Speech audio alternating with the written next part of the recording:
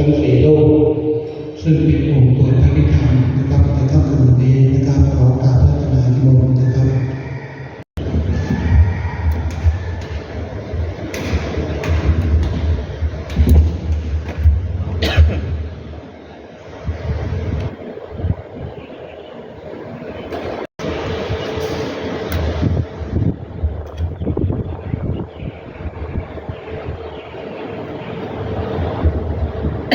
ต่อไปที่3นะครับผู้กล่าวว่า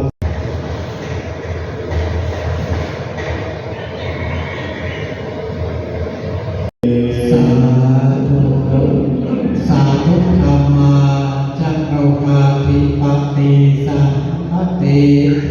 กัจขัญชติอานัพิวะวังอาญาจัตถาสันติทัสสตาปรัชคัจฉาติกาเตเส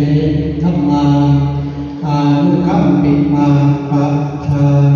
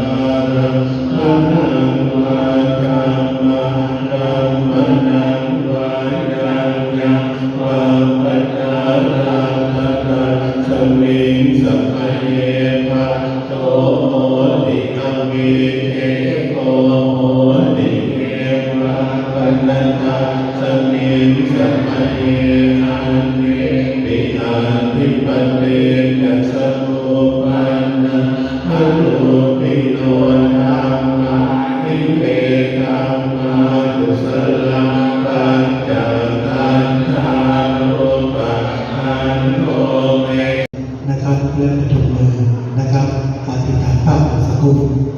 นะครับเพื่อสมทิศให้แก่พันโทนะครับอาดุลนะครับแก่โพนะครับในวันสุดท้ายนะครับถึงเข้าไว้นะครับ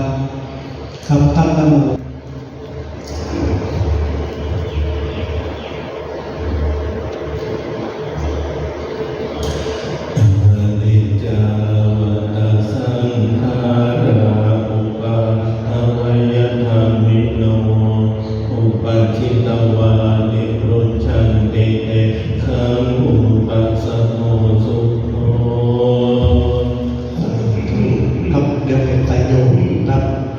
ถวายปัจจัยแก่พระพุทธเจ้า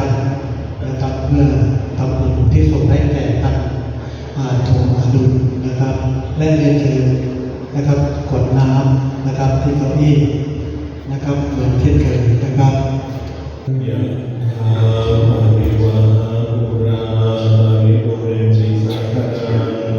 เทวะเมวะอิโตทินังเวดานังอุปกปเนวินทิตังปะเอตังบุถังอิปะเมวะสมิจฉโตสัพเพปุเรตุสังฆมาสังโฆปนรสโสยะถามณิโชติระโสยะถาอิโย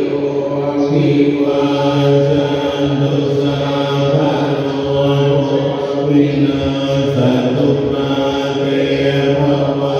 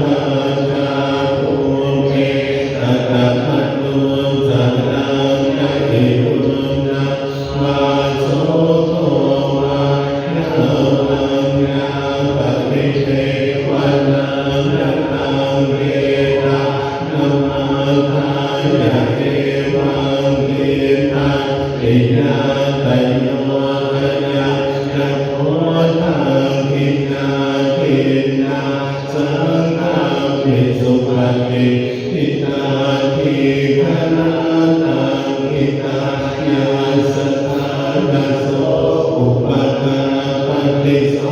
ยาติธรรมโมยะหังมินาสิโนเวกานักบูชาจัตตาพุทธาปัตตาคัมภิกุตมโนภะเทนะตุเตปุญญาปัสสุตังอนาปะทันติโภวะโตสัพพมังอันตุสัพพะเทวตาสัพพะพุทธานุภาเวนัสสทาโสติภวันตุเตภวตุสัพพมังคลังลาคันตุสัพพะเทวตาสัพพะธรรมานุภาเวนัสสทาโสติภวันตุเตภวตุสัพพมังคลังลาคันตุสัพพะเทวตาสัพพะสังฆานุภาเวนัสสทาโสติภวันตุเต ตั้งแต่พระนาพระพรนะครับอาลาหังสัมมาสัมพุทโธภะคะวาพุทธังภะคะวันตังอภิวาเทมิกะสวาคาโตภะคะวะตาธัมโมธัมมังนัมมัสสามิกะสุปฏิปันโนภะคะวะโตสาวกสังโฆสังฆังนัมมามิ